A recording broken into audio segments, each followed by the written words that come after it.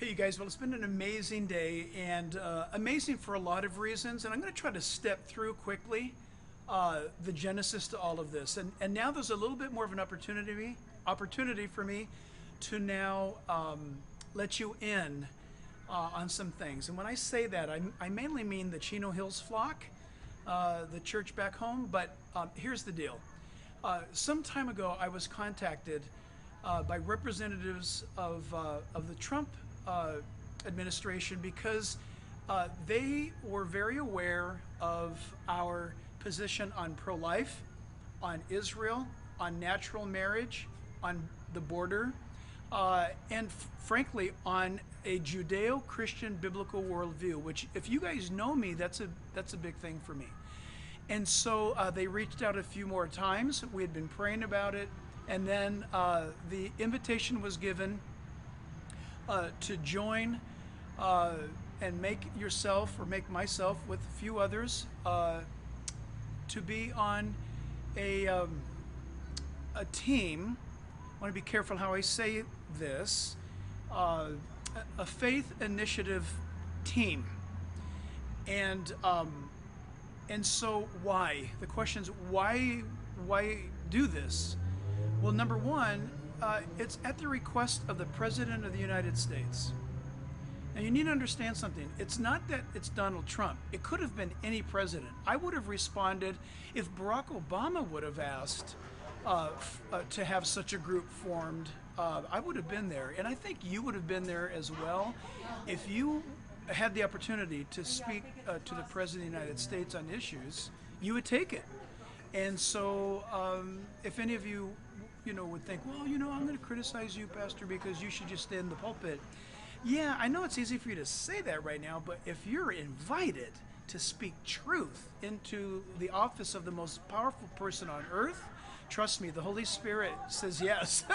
And so I've read too much of my Old Testament, 1st and 2nd Kings and 1st and 2nd Chronicles, to see how that could go and how that should go. So what's happened tonight, and you'll read about it in tomorrow's news, is that it was the official launch of Evangelicals for Trump. For the 2020 campaign, the values of the biblical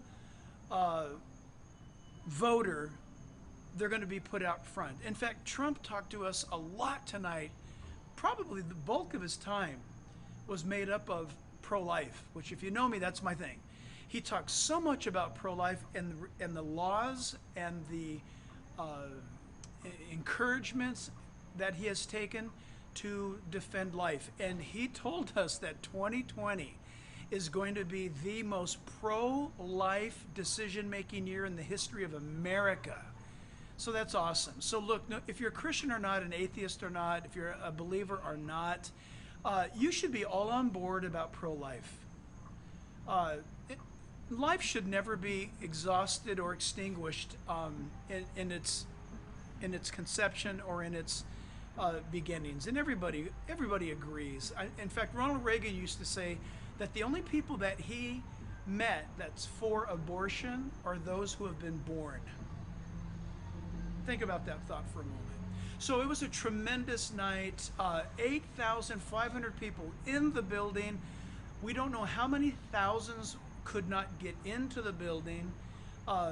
We, of course, were privileged, crazy. We had a chance to be with the president before the event in a small room. He was very, very gracious, very kind, very funny, but also a man that was remarkably open to what we had to say and what we were speaking to him about regarding our biblical position. The awesome thing is, and this is so encouraging to hear, because a lot of us talk about revival, but we don't often think about this aspect of it. I was in a room with 30 people, and from various denominations, and all those the Lutherans were, the Lutheran, the Catholic guy, the non-denominational, the AG guy, what was amazing? None of that stuff was brought up. Pro-life was brought up. Marriage was brought up.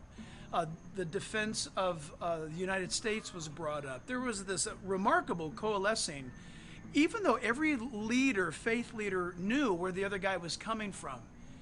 I have to tell you, it was a pretty mature event.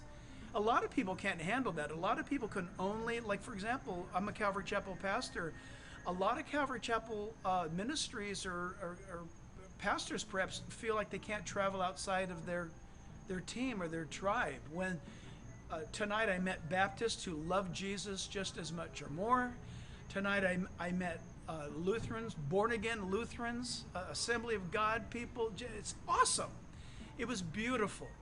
And, we might be shocked when we get to heaven to find out that that there's a lot of people up there that we thought, how could they be there? They baptized people forward and things like that.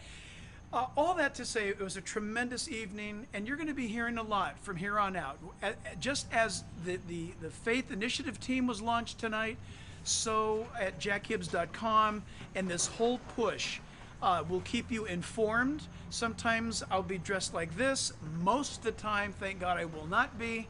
But this now begins a ball rolling. And we're so grateful because of our radio reach and our online reach that this is a national reach. And we've even had people comment from international countries. And so we're going to be talking about biblical-based, faith-based values and how they relate to the election. In later days, we're going to be talking about some of the global events regarding Iran and what's coming with that.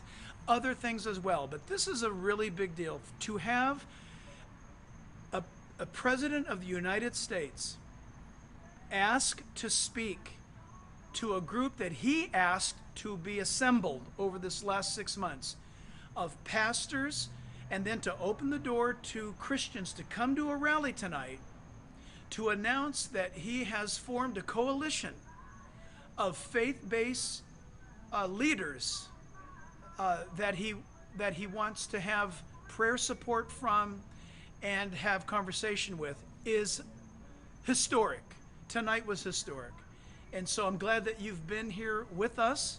It's kind of a historic thing, well, it's no doubt, not kind of. It is a historic thing for us tonight to kick off jackhibbs.com and to do it from Miami and to do it here at this tremendous gathering. Evangelicals for Trump 2020 was the kickoff. So God bless you, and would love to hear back from you guys. And we'll see you next time soon. God bless.